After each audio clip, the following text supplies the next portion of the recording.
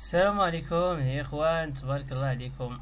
تحياتي لكم اخوان. المهم يا اخوان، جبت لكم اليوم واحد موقع يا اخوان كلشي كيقلب عليه، كيفاش تهز الفيديو ديال تيك توك بدون علامه مائيه. لكن قبل ما تبع معايا الشرح يا اخوان، غادي الله يعطيك الخير دير واحد لايك، واحد ابوني.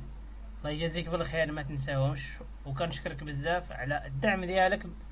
الله يجازيك بالخير. واخا اوكي، غادي نضغطوا على هذا السهم هذا الاخوان اللي هو كتشوفوه، غادي نضغطوا عليه.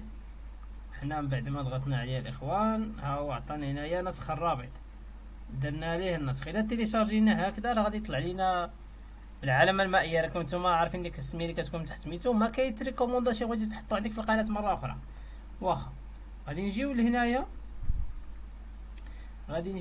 وغادي نلقاو هي هنايا هو هذا الموقع يا اخوان. غادي نديرو لصق الرابط، نديرو ليه لصق، وغادي نديرو داونلود.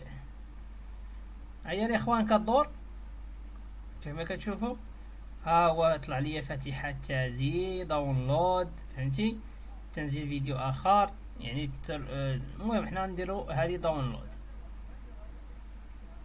ها هو دابا كيتم التحميل ديالو. مني غادي يتم التحميل ديالو غادي ندخل ليه.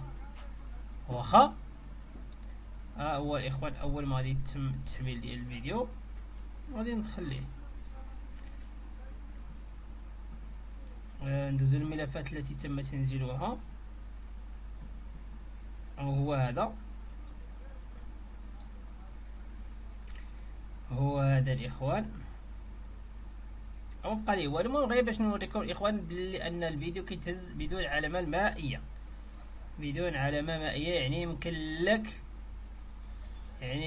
لك تشاهدوا وتبارطاجيه مع الناس ما يعرفوش شكون هو مول الفيديو. واخا انا دابا هنا غادي نضغط على الفيديو.